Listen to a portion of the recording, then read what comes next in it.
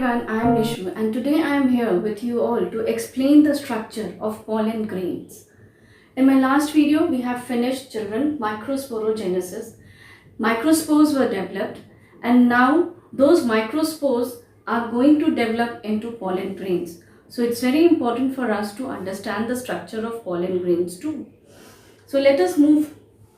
Structure of pollen grain. Children, the study of pollen is called as pollinology.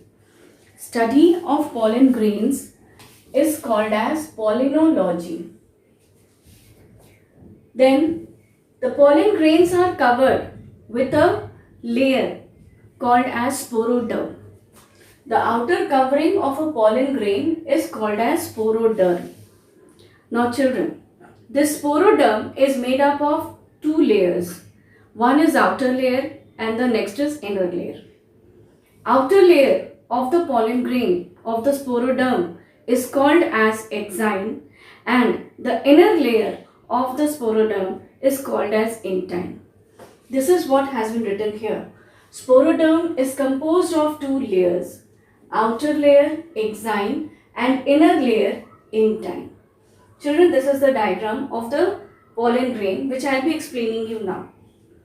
The exine, the outer layer, is made up of sporopollenin and the inner layer intine is made up of pectocellulose, pectin and cellulose. So this is the composition of exine and intine. Now coming back to the exine, the outermost layer, sporopollenin. Children, this is a very resistant organic matter. Why I am calling it a sporopollenin as a resistant organic matter? Because this exine layer becomes very tough due to the deposition of sporopollenin. Sporopollenin is a chemical which cannot be degraded in presence of strong acid, in strong alkali, even in strong temperature, hot temperature, extreme temperature. Any of the adverse condition, if it is available to the pollen grains, the exine layer do not get disturbed. They do not get degraded due to the presence of sporopollenin. Hence, it is called as that sporopollenin is a resistant organic matter. And this is the reason why the fossils can be preserved as a fossil. Now, moving to the second layer, which is intine. It is composed of pectin and cellulose. Innermost layer, continuous layer. Children, exine is not a continuous layer. It is a discontinuous layer where your small gaps are present, small spaces are present, and these spaces are made there due to the absence of deposition of sporopollenin. The places where your sporopollenin is not deposited, there small spaces are formed and those spaces are called as germ pore or germ furrow. There are two types of gappings formed. Now children, coming to the diagram to explain you the structure of exine. Now you see that I have made this diagram where with the black color I have shown the outer layer and the outer layer is called as exine. This is the exine layer, outer wall of the pollen grain. Then the continuous layer you can see I have drawn, and this is with blue color, and it is the second layer and it is called as intine, which is made up of pectin and cellulose. Children, you can see that the intine layer is continuous, but your exine is not continuous layer. In middle somewhere I have made a space. This layer is not continuous. Spaces are formed. Why these spaces are formed? The spaces are formed because in this portion your deposition of sporopollenin is not there. It is absent. This is the portion where your sporopollenin deposition is there. So the wall is becoming tough, rigid. But this is a portion where sporopollenin deposition is absent. And these spaces where your deposition of sporopollenin is absent, they form a small space, they form a small pore. And those pores are called as germ pore. Now children, this germ pore is a in every pollen grains, it is not necessary that everywhere germ pore is only present. Germ furrow is also present. If this is a pollen grain, suppose that this is a pollen grain and a small furrow-like structure is formed in this way. So this type of opening where sporopollenin deposition is absent, this is called as germ furrow. This is called as germ furrow. Whereas small spaces over here is small pores are there, and those spaces are called as germ pore. So exine in the pollen grain where deposition of sporopollen is not there, the spaces are of two types formed, and they are your germ pore or germ furrow. Now about exine, I have told you that exine is made up of sporopollenin. It is not a continuous layer. Now sporopollenin is a resistant organic material. Why? Because it can tolerate all the extreme adverse conditions like extreme temperature, strong acid, alkali, all the adverse condition it can tolerate. So that is why they are called as resistant organic material, and your pollen grain can be preserved as fossils even. Now the second layer with the blue color I have shown, that is your intine, which is made up of pectocellulose. It is a continuous layer. Now children, moving inside the pollen grain. When moving inside the pollen grain, you can see with black color dotted structure I have made. This is the cytoplasm. This is the cytoplasm of the pollen grain. And this pollen grain is having a big vacuole at one of the corner. A big space is over there, vacuole is there. Beside to this vacuole, two cells are present in a pollen grain, and these two cells are vegetative cells and generative cells. Vegetative cell is also called as tube cell, and the nucleus present in it is called as tube nucleus. Whereas the other cell is the generative cell. Children, these two cells are present here in the pollen grain, where your vegetative cell is a bigger in size, whereas your generative cell is little smaller in size and it is spindle shaped. Generative cells take one corner of the cell of a pollen grain, and tube nucleus or vegetative cell remains in the central part of the pollen grain. So this is the two cells which are formed here, where your vegetative cell and generative cell is present. Now children, I'll explain you that how this vegetative cell, generative cell, or how the microspore is getting developed into a pollen grain. Hope the structure is clear to you all. I'll give a quick revision to it, that the study of pollen grain is called polymology. The outer and the inner wall, the wall of the pollen grain is called as sporoderm. Sporoderm is made up of two layers, the outer exine and inner intine. Exine is made up of your sporopollenin, which is resistant organic material. The place where in the pollen grains your pores are found where sporopollenin is not present, that space is called as germ pore. And children, the germ spore is made up specially over there so that the pollen tube generation can take place through that space. Now moving to the second layer, intine. Intine is made up of pectocellulose. It is a continuous layer. Then within the cytoplasm of the pollen grain, vegetative cell, generative cell, vacuole is present. Now children, let us see that how your vegetative cell, generative cells development is taking place. Children, hope you remember the structure of microspore, the tetraeds of microspore which was formed.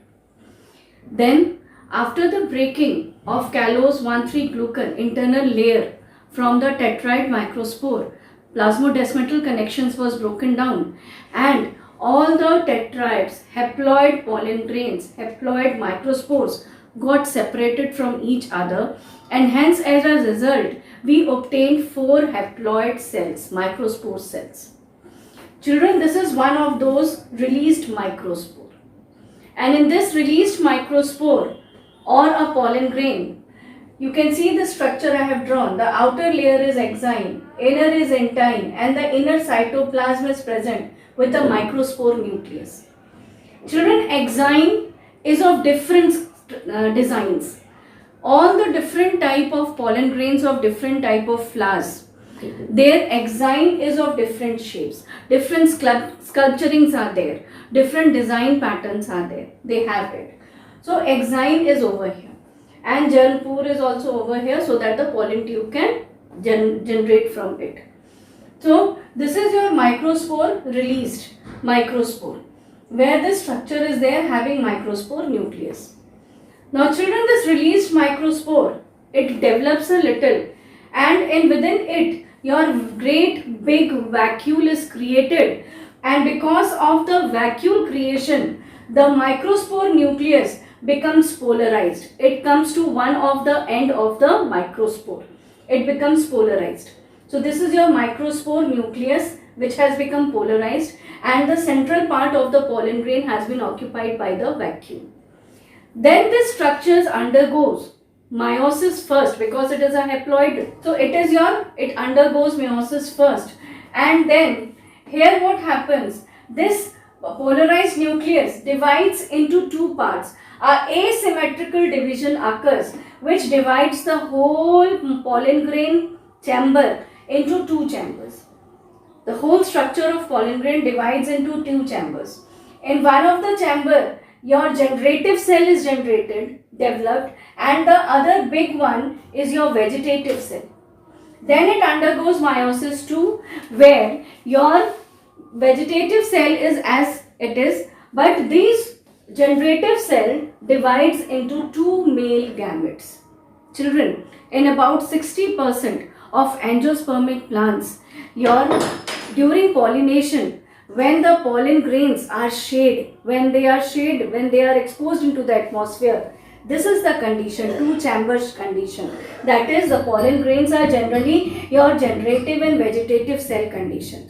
And rest 40% of the plants, during pollination only, their condition becomes three-celled condition. This is a three-celled condition. One vegetative cell and two male gametes. It is a three-celled condition, and generative cell and vegetative cell, this is a two-celled condition. In about 60% of angiospermic plants, this is the condition where your pollen grains are exposed into the atmosphere for the pollination process. Whereas in the rest 40%, the pollination occurs at the three-celled condition. Now children, moving to the text part, I have taken this from your NCERT book. It is written that the protoplasm of the pollen grain is divided into two cell parts. I told you, that is your generative cell and vegetative cell.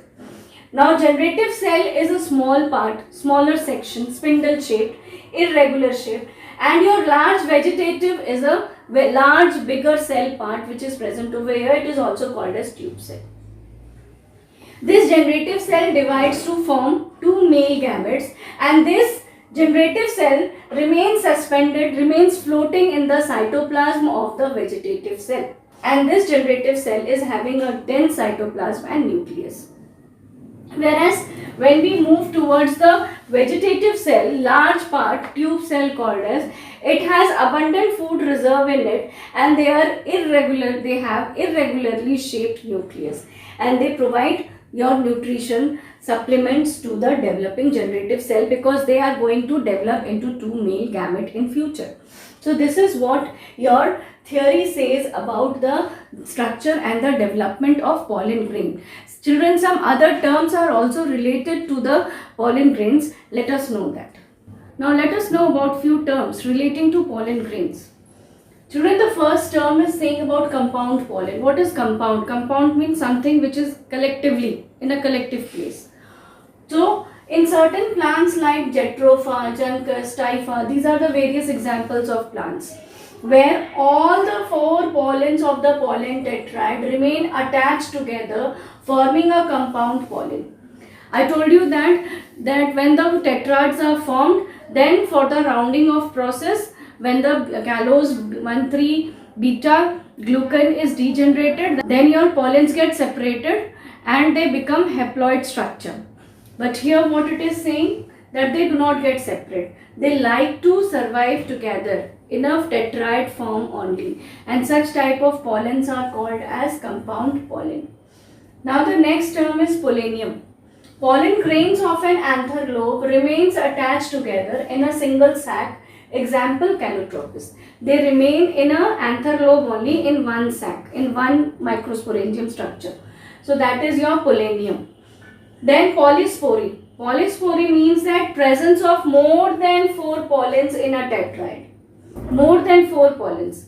Generally it has been seen that one tetrad is equal to 4. But here when I am talking about polyspory, poly means multiple. So one tetrad, as many as 11 pollen has been seen till yet. One tetrad should be 4. But here in one tetrad, 11 pollens has been seen. And why this 11 pollen has been seen? It has been seen because of the division taking place, meiosis over there. So this is your polyspory. Polyspory is a condition where in one tetrad more than 4 pollen grains will be found. And the exception to polyspory is also there, where your one tetrad is having more than 4, about 11 and 12. So here one tetrad is having only one pollen.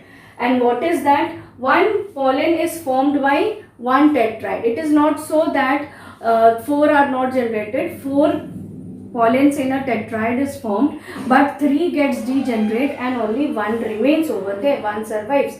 So this is an exception, and it is found in a Cyperaceae family. The plants belonging to Cyperaceae family is an exception, where from one tetrad 1 pollen is formed and 3 gets degenerated and 1 survives. Children, these were the few terms which were related to pollen grains. Now let us move towards the next topic of it, that is your germ pore. Now children, we have discussed a lot about germ pore.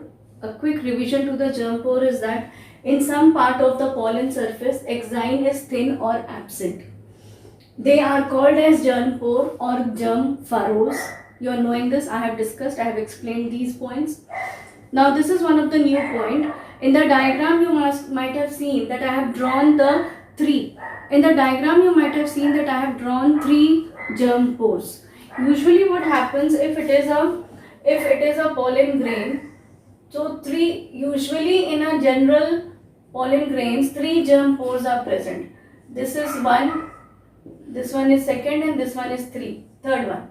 So generally 3 germ pores are present, mostly in dicot plants, dicot pollen grains. Your germ pore 3 is present, and these 3 germ pore present pollen grains are called as tricolpate. It is called as tricolpate. And especially in monocots, the germ pores are present, but these may be only 1 in number, and it is called as monocolpate. These are the 2 terms related to the number of germ pore. If 3 germ pores are present in a pollen grain, it is called as tricolpate, and if 1 germ pore is present or germ furrow is present, then it is called as monocolpate. Monocolpate is present in monocot and your tricolpate is present in dicot. Now children, dehiscence. If you remember, while describing the structure of the whole development of microsporangium, I have told you about stomium, dehiscence, breaking down of the endothecium layer. Just recall that part, and if you don't recall the diagram, just open page number 22 of your NCERT book. Very nicely the diagram has shown the dehiscence part and the stomium part. What is dehiscence? Dehiscence means breaking up, bursting up of the layer. So line of dehiscence is called stomium, where in case of pollen grains, where in case of microsporangium, line of dehiscence is called stomium. As the anther wall dries, endothecium shortens and ruptures the anther lobe and pollen grains are liberated. So much I have discussed about this. When your microsporangium dries up, when the pollen grains become mature inside the microsporangium and the time of its liberation, time of its exposure comes, then during that time the endothecium layer dries up. Why it dries up, I have told you that also, that callose layer depositous callose layer forms in between the inner wall and the radial wall of endothecium, which dries, which makes the endothecium layer thick and do not allow the water to pass through them, as a result of which endothecium layer becomes dry, and this endothecium, when it becomes dry, the layer becomes short and a pressure is exerted in that area and the layer gets the layer gets ruptured, and the pollens developed within that microsporangium through the stomium, they get exposed, they get liberated into the atmosphere. Children, all this was about the structure and development of the pollen grain. Now we shall move to some extra points related to pollen grains. These pollen grains are very much allergic also. Now let us know the allergic reactions of the pollen grain. As I told you all that some of the pollen grains of some plants are allergic to human beings and other type of living organisms. So let us discuss that which are the plants which are allergic. If I take example of Parthenium, it is also called as carrot grass. Children, this Parthenium was imported from foreign countries to India, and it came into India as a contaminated part of the wheat, and it became a very allergic, it caused a very allergic reactions among the human beings. So Parthenium or carrot grass, Chenopodium, which is also called as Bathua, Amaranthus, Sorghum, which is a type of bajra species, Cynodon, Doob grass you might have seen. All these plants are the plant varieties which causes allergic reactions in human beings. Now children, there are many wind pollinated plants also, anemophilous plants also, which produces pollen grain, which produces allergic reactions by the pollen grains. And always remember that wind pollinated plants produce a large number of pollen grains, and they causes allergic reactions in the individuals. Wind pollinated pollen grains, they remain suspended in the atmosphere, in the air, and they enter the respiratory tract of the human beings and the animals. They causes allergic reactions over there. They also causes various types of respiratory disorders like asthma, bronchitis, rhinitis. Various types of allergic reactions are caused by the pollen grains. Now children, in your NCERT book, page number 24, if you see, a term has been given there, pollen viability. So what is pollen viability? Pollen viability, you can define it as a duration for which your pollen grains retains their ability to generate. That time period, that duration of the pollen grain during which they germinate. Germinate means when the pollen tube formation will be taking place. So that duration for which pollen grain retains the ability to germinate is called as pollen viability. Now children, this pollen viability depends upon certain factors, and these factors are temperature, humidity and your genetic potentiability in them. These are the factors on which your pollen viability depends. Now children, if the flowers are in bud condition, it means that when the flowers are clistogamous. So in clistogamous flowers, the pollen viability is very less. Now, if I take example of cereals like wheat, paddy, there the pollen viability is about 30 minutes.